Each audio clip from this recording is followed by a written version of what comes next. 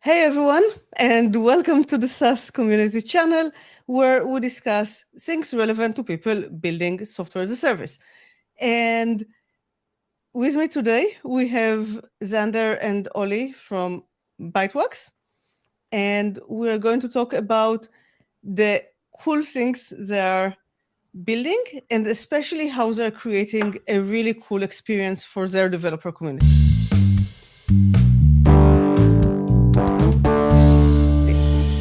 So, welcome to the show, Zander and Oli. It's great to have you. Hey, Yeah. thank you for having us. Yeah, we're really excited to be here. I'm very excited to be here. Thanks. Yeah, so let's start by way of introductions. If you guys want to share a bit about yourself and about Bytewax. Oh yeah, of course. So my name is Oli. You probably, if you ever heard of me, you probably heard me in the context of Scala programming language, something like that, and like conferences, Scala Love, JLove, Haskell Love, and things like that. So recently, I joined Bytewax, where I work with Zander and other cool folks on data streaming in Python. Sounds a bit random, but as a community enthusiast, I found things that I'm excited about in Bytewax community, and I'm trying to build something there too. And I'm really excited that Gwen invited us to talk about this topic because I really, really deeply care about developer experience and especially learning. So thank you for having us. Yeah. And I'm Zander. So I'm the CEO of Bytewax and founder. I come from a background in data science and machine learning. And the impetus, part of that was the part of those subjects were the impetus to Bytewax, which originally came to be as a way to process data in real time for features for machine learning. It has more general applicability than that, but that's where we ended up. And I'm really excited to be here today to talk about what we've spent quite a bit of effort and time on, which is developing the beginnings of a great community and beginnings of a great product, including documentation and guides for the developer experience. Yeah, so the reason I have Oli and Zander on the show is that a few weeks back I was browsing Twitter as one does, and I saw them announce their new developer guides. And I am always curious about just how do you teach subjects to developers. So I went to take a look, and what I saw absolutely blew my mind. It like especially for startup, but in general for any company, it was just completely world class and so professional. So I reached out and asked them to join and talk about it. And the questions that was maybe most on top of my mind was this is obviously so much work, and as Oli said, so much love and care went into it. Your guys are a startup. You have gazillion things to achieve, usually with a small number of people, a small number of resources. How did you decide to make this investment in documentation? Ollie, well, let me like start this off, and then I think Ollie probably has some or many things to add to it.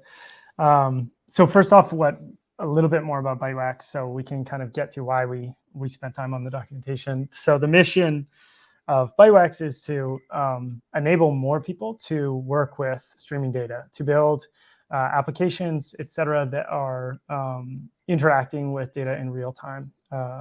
And so around that mission, enabling people, a large part of that is lowering the barrier of entry and educating a cohort of users that maybe don't necessarily know how to build on streaming data. And so it seemed to us like a no-brainer to continually invest there. And then how we landed on what we've built, which maybe we can share in a bit, but maybe I'll turn to Ollie because she was definitely some of the driving force around how we've structured what we built. Yeah, so I want to highlight here is that as a startup, you, of course, especially when you are in the first stage, you care about awareness and activation. So you focus on things that would let people be involved as soon as they see something, get excited about it. But for this, you need documentation or guides, tutorials, sample apps, things that help you explore.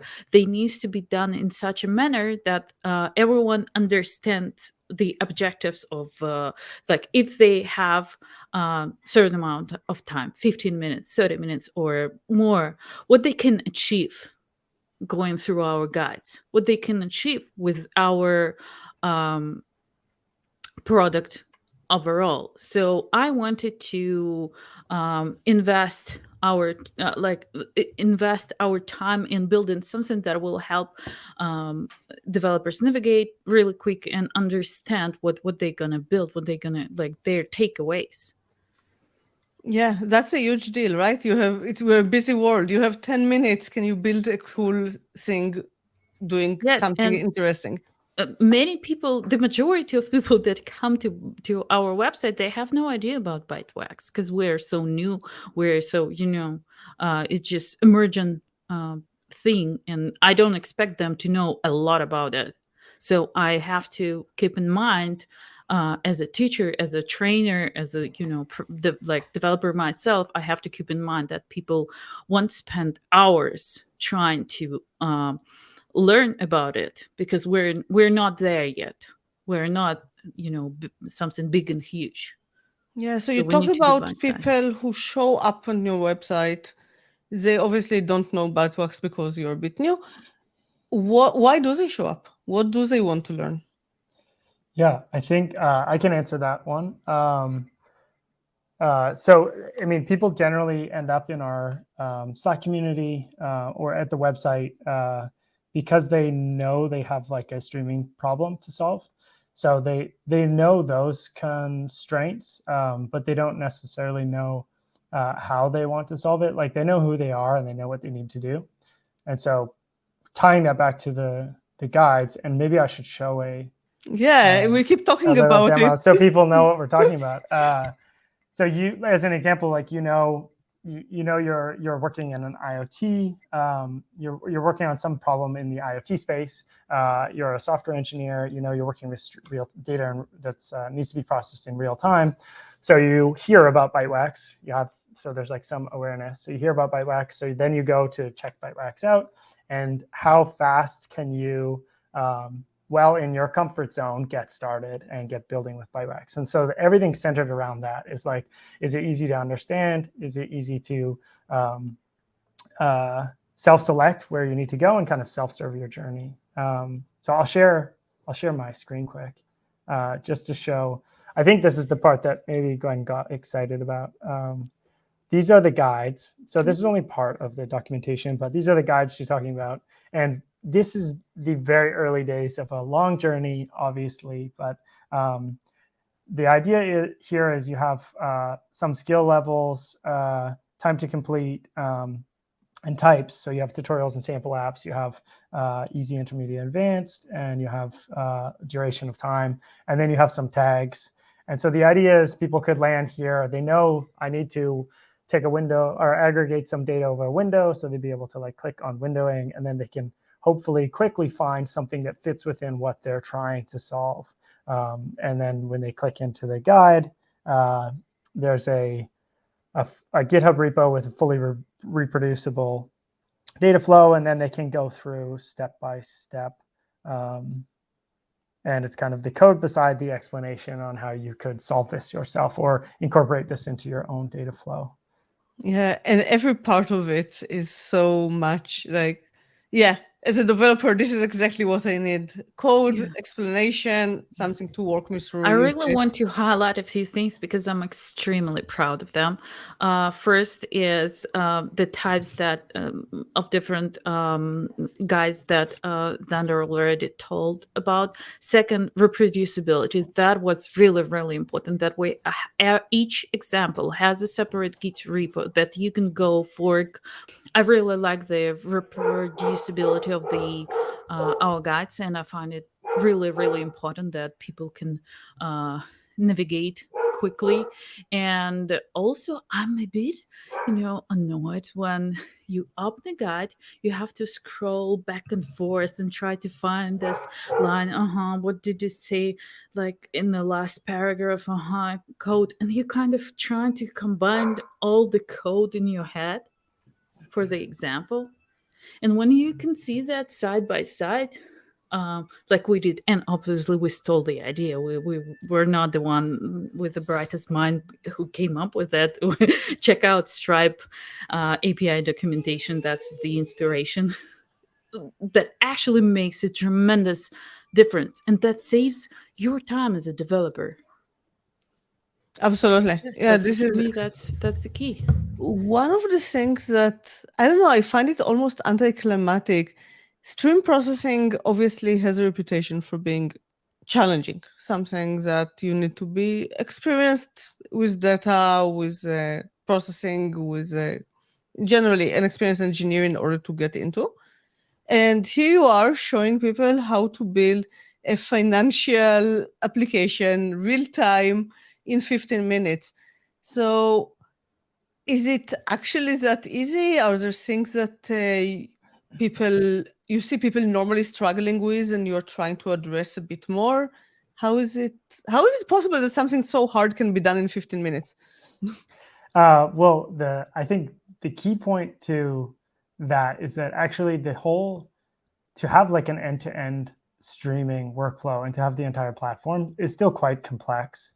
Like we're focused on the stream processing aspect, but not about capture and ingestion today, not about the streaming platform itself or dealing with that data and consistency and et cetera, et cetera. We're focused on how can you reliably process data at scale. And so our problem's kind of constrained, and in those in the broader sense of stream processing, which is still quite complex.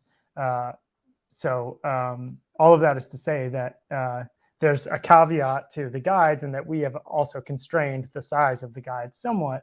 So you can get quite far, but we still ask a lot of our users. It's something that I constantly think about, is like we're still asking a lot of people to understand how Kafka works, or understand how Balsar works, and understand how state works. And so there's still lots of work to do in the whole streaming ecosystem to make this easier, for sure. Do you have a sense of what things developers mostly struggle with? I think one thing that's very hard is that it seems straightforward. You're like, every time a new piece of data comes, I just need to do something to it. That seems so straightforward. And so I think what people struggle with is that when you start with that mindset, you're like, I can create a consumer, and I can deploy Kafka with this composer, Docker compose file, and then I can write a consumer, and it can all work. And very quickly it becomes unwieldy, because it's a distributed platform by distributed first. You end up with all of these tricky things where you're trying to move data between different workers so that you can match the scale. And then when you want to do some stateful processing, you have to add an additional capability to make sure the right data is on the right worker, et cetera, and do all of this within real time. And so there's a lot going on. And I think that's where people struggle, is going idea, like first in concept as a human, seems simple. Something happens in my environment and I react to it in real time. Cool. So I can just do that with my code. But then quickly it becomes unwieldy because of scale and because of distributed nature of things. And it sounds like the abstractions are still kind of leaky. If I still have to think about how to get data between workers and as things scale and so on. Yeah. And so with Bytewax, we try to wrap that up for you. So you don't need to know, like you can scale a workflow. You can write one workflow and it can work on one partition for one stream. And then you can use that same code and scale that out to many workers to match your input parallelism. So that part is kind of like, there's still obviously there's always work to do there, but that's what we're trying to do for our segment of the whole platform of stream processing.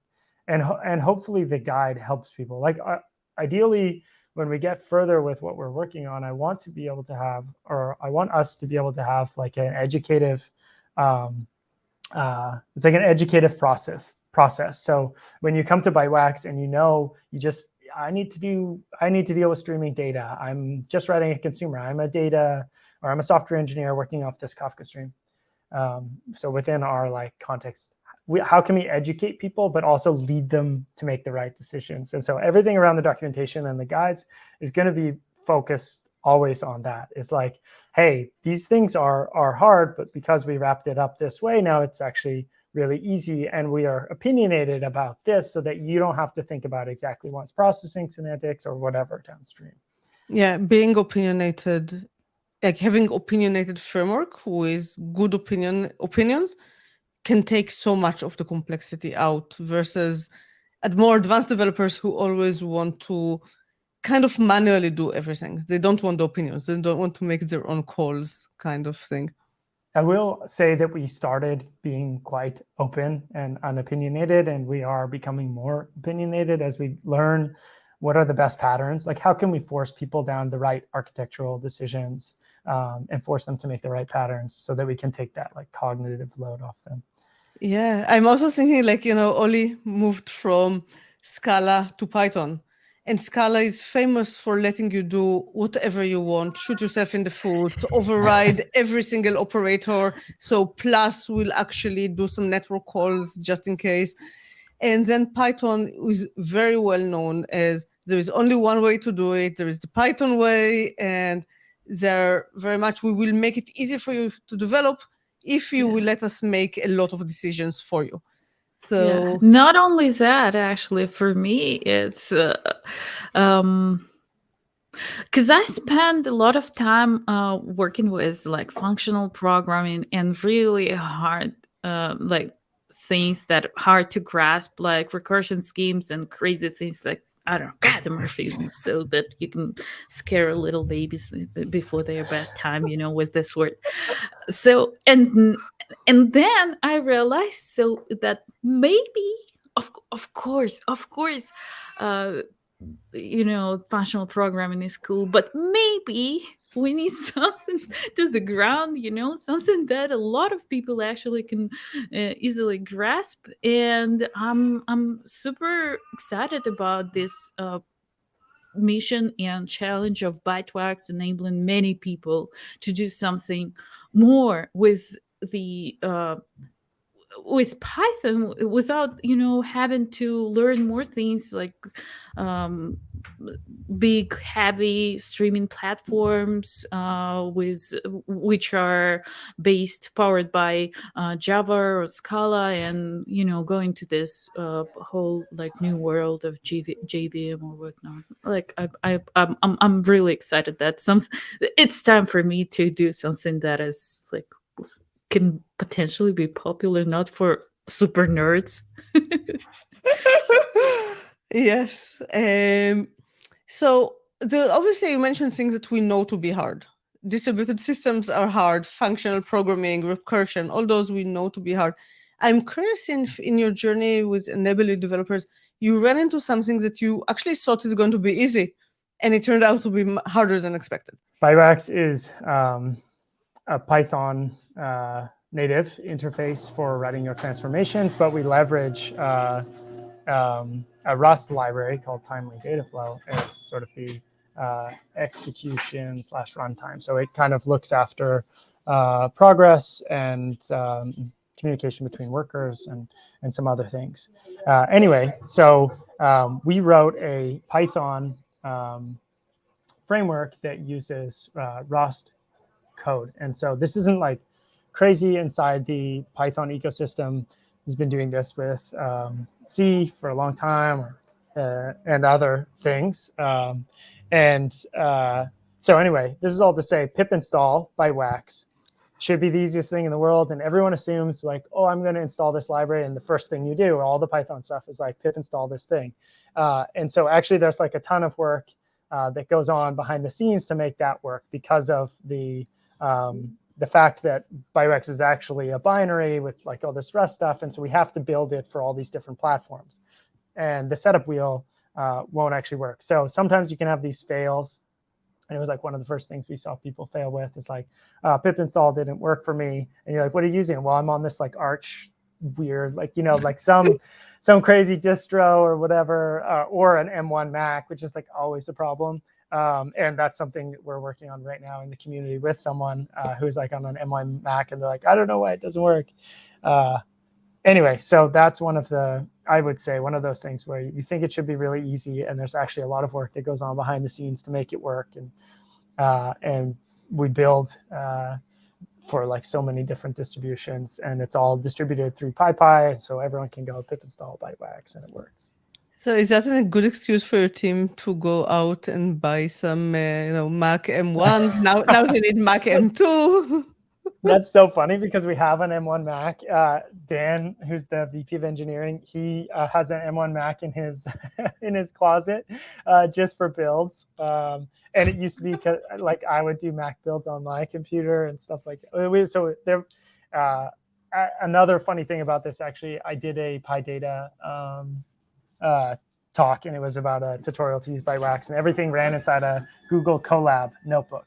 And Google Colab notebooks were using some arcane like Linux distro combination, and so I had to build a special version, or we had to build a special version of Bytewax so that I could run this thing on Google Colab. And the morning of my presentation, it was like worldwide, so I was on Central European time, so it was like 6 in the morning. At 6 in the morning, they changed the distro for all of the Google Colab, and it was just some other weird distro that we didn't have a package for. And so if people started following my instructions right away, they were good, but 2 minutes later, they weren't good. And so people were entering the chat like, oh, this pip install broke. It says a pipeline doesn't have something for this distribution, and I need Rust, blah, blah, blah. And I was like, oh my God. It sounds like such a nightmare. And it feels like always when you have like a big class or a big tutorial, there's always something like that happening. It's almost a law of nature. Yeah. So something that I'm curious about, and Oli touched on, you talked about getting developers excited, that you really want your developers to be excited about your platform. And I was wondering, like, you pick examples and they have to sound exciting, IoT, financial.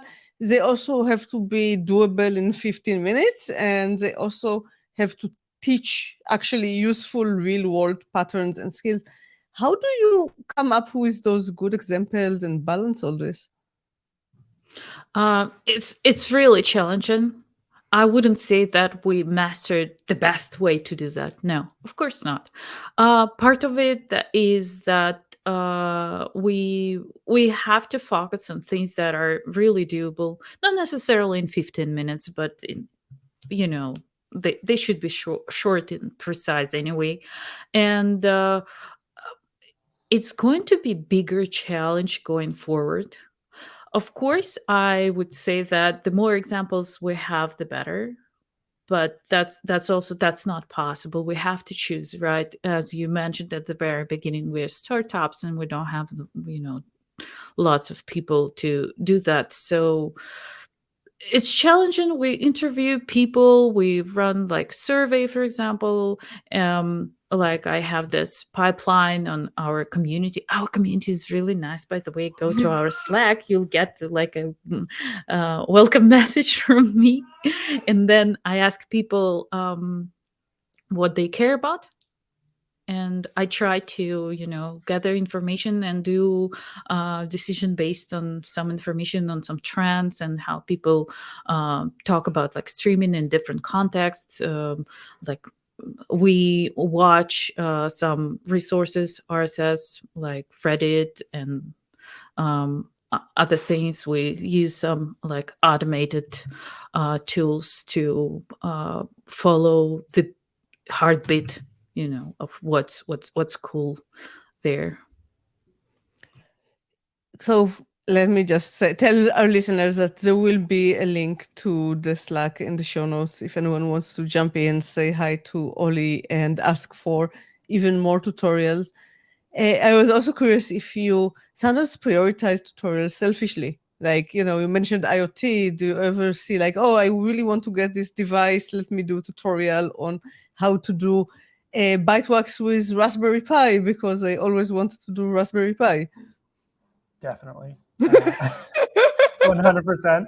I'm like Saturday night, I'm like, oh my goodness, I have such a good idea. I'm going to do blah. And then I try to do it. I have a bunch of like half baked ones too that just I need to put together. Um, yeah, I think for sure. I mean, you have to be interested as well. I think that's Yeah, like the and also, balance. can I add a little Yeah, yeah, bit? of course. So we have hack days at our company. So it's once a month, and people are just hacking with Bytewax on whatever project they like. And if something cool appears, we just can convert that to like guide to why not. That's There's some, fantastic. And do you invite the community to join your hackathons? I know we should, Not yet, but I think it's in the line. At some point, that's going to be something that I really want to run. But for now, we because we're still trying to see what's possible, what's not, and Makes sense. some, some really cool things come out of those for sure. Dan made a data flow that was uh, playing StarCraft. And then Federico, who's another engineer on the team, he found this library called Rerun, which is really cool library. It's also Rust and Python, so it's like we can be buddies. And it's actually was for initially for computer vision, but he used it to like visualize in real time. It's really really cool. I'll put a guide around it at some point in the next couple months, yeah, probably. Oh, and even community members like Softlandius, Miko, he just posted something with Bytewax, and that's funny. We amplified those things, and we're really, it feels really exciting and encouraging when people use that, and this combination of like feedback, support, and exploring things together is important for us to. So come to our community. Sometimes it's hard to thread the needle, and I think this is what Ollie was alluding to earlier, between like what excites you and then what we should do as the right decision for the community, and like the right architectural patterns and to teach people and stuff like that. Because I always like to make fun guides that are based off some random WebSocket I found on the internet, but that's not maybe necessarily what our users want today. It might be exciting. It might get us some credibility somewhere in some space on some random thread on Reddit, but really maybe more people are coming for some other use case that they want to see. And so it's hard to focus the energy on the right thing if you get excited too much. yeah. And also, sometimes a cool hack is something that actually maybe users should never ever do. Exactly. Um, I remember Exactly. a lot of times Kafka engineers managing to find a combination of configuration parameters, and if we do things just right, then it does something in a way that maybe they wanted it and it's exciting to them, but like I don't know that it's a good idea for just because you can do Yeah. it doesn't mean anyone else should try to copy that. Yeah. I embedded a web server inside the input. And so you could send arbitrary stuff to the data flow. And it was cool, but it's not something that's going to be a guide anytime soon. Exactly. I used Wasm to embed Kafka in the browser, but should anyone else try to do that? No. Yeah. So, yeah. So you mentioned earlier like that you were inspired by Stripe, and I was curious if you can just kind of point your source of inspiration. What do you look for when you are building those guides, this entire experience? Yeah, so I did that research, and I constantly do the research actually on different things that could speed up.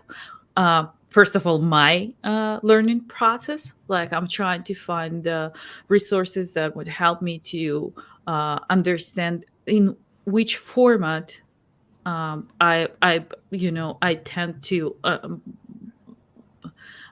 work productively, learn productively.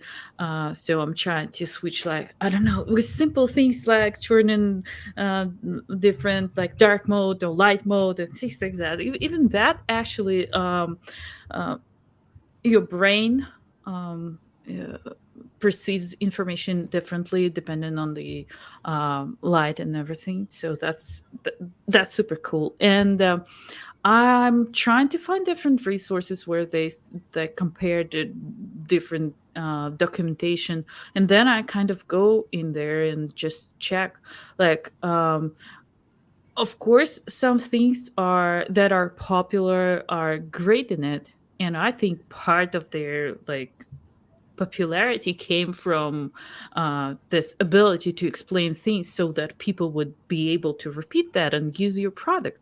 So, for example, Spring Framework, which is extremely popular, everyone knows it, about that. If you go to their guides, you can see that they um, have this time, different time levels, like 15 minutes, 30 minutes, or more, as we stole that idea from there. I thought that would be cool if I let my users, my customers, my, like, other developers to know how long it should take. That said, I feel bad if someone says sit there and something doesn't work for them. It's frustrating. Instead of 15 minutes, they spend 2 hours. They probably will be mad. But I'm sorry.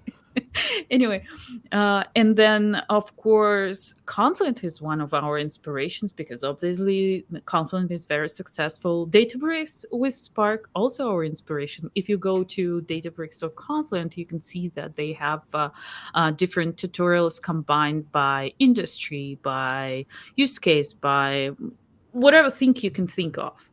So we thought about some of the things that we want to highlight, and we put some tags on our website. So, for example, if someone has AWS and they want to deploy there, like, it would be nice to have an example for them. So they go there and they're like, "Oh, I can deploy that on AWS. Cool. I want to integrate that with my existing stack and whatnot." Yeah. So yeah. You know what? I just realized what your experience actually really reminded me of. I was wondering if it was an inspiration. Peloton, the bike company that where you sell you like $2,000 bike for your home, and then when you go to their app, they have the exactly like you. I want a 20-minute workout, and it has to be strength or yoga or running, and then Well, like it's interesting. I have never. Peloton, and Zander has Peloton too, but I didn't think about, like, how about their interface. But But exactly, they let you that's good choose the observation. levels, and they have the timeline. So yeah, you're the Peloton of stream parsing. I think that's Love it. That's nice. yeah. So we touched on the topic of community a bit, and I'm actually curious about your insights around because it's like there's the relationship. You have your product, you have the documentation, and you have the community, and it looks like basically people cycle between them. They're in the community, they use the docs. Community gives feedback to the docs. The docs help people join the community. The product is the things that they actually use. So I'm curious how you're basically building an experience across all those places for your users. I think that the thing is that we take like a holistic approach to this. The product is not just the software. The product is the sum of all the parts. The parts being the community, the documentation, and then the software product. And I think they're of equal importance. So like the developer journey, which you were alluding to in the going to the documentation, going to the community, et cetera, has to be something that is frictionless or low friction and feels cohesive, like it's all one experience. So I think that's always been my mentality and that's kind of what we share with the rest of us at Bytewax is like an open source project doesn't stop at the code, and a product built around an open source project doesn't stop at the code either. It's all a sum of the parts. And all the, as developers, all the projects we love always have these components, right?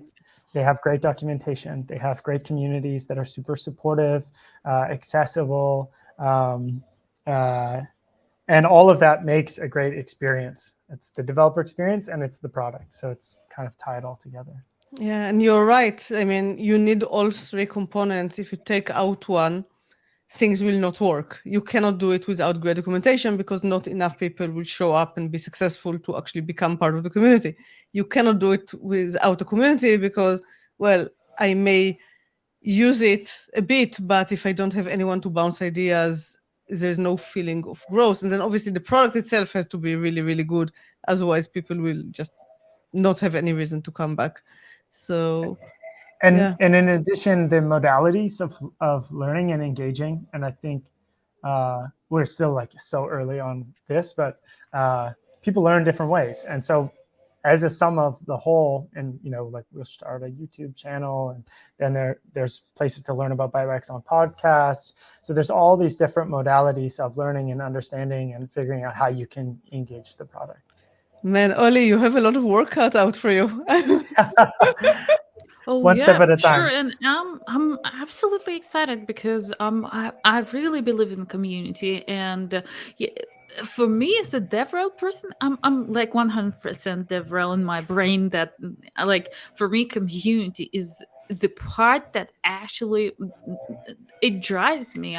But that's how I like start my day. If I see someone messaged me on community Slack, I'm like happy and the day started well, and I can like these people, they can help you build something with from like something that is important from their perspective, with which gives us like diversity of different minds and how people look at it. They can test and do bug fixes if they contribute to our open source technology, and in general they like we communicate and build trust and loyalty, and I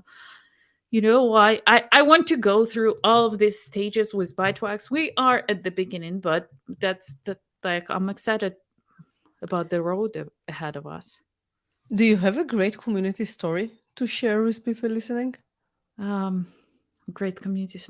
I Like don't know. something cool that people shared in the community, or a cool bug fix, or So someone the other day, Miko from Softlandia, he created this because it's super relevant because everybody talks about it right now. OpenAI's ChatGPT. So he made this cool little thing on his own where it indexed the Bytewax code that's related to writing code, and then essentially wrapped it up in ChatGPT so you can ask questions about Bytewax. So we can maybe put the link to his repo in the show notes because it's super cool for all open source projects where you're like, go index this repo for me, create some embeddings, and then use that inside this language model. And now I'm going to ask you questions like a human, and you're going to give me question and responses like a human. So it's pretty it's neat. I think that's a cool amazing. community thing. Yes, no wonder you guys like community makes you happy and you're excited to check it out first thing in the morning. That's such a fantastic story. I love it. Yeah. Yeah. We're running toward the end, and I always like to leave people with tips. If you guys have, I'll give one tip each for people who have a SaaS product and they want to build this kind of engaged community and help their users learn in this kind of exciting and engaging way. What would be one bit of advice you would give them? I think it's like you got to stay true to the core of your values of the people in the company and the company itself. Like I always loved open source. We've always loved open source and community. And so that's core to us. So that's why, because that way, if you keep it to your core, then it doesn't get perceived as fake and you enjoy what you're doing, et cetera, et cetera. Yeah, that's fantastic. Thank you. Yeah, so for me, I guess when you're building community, you should think about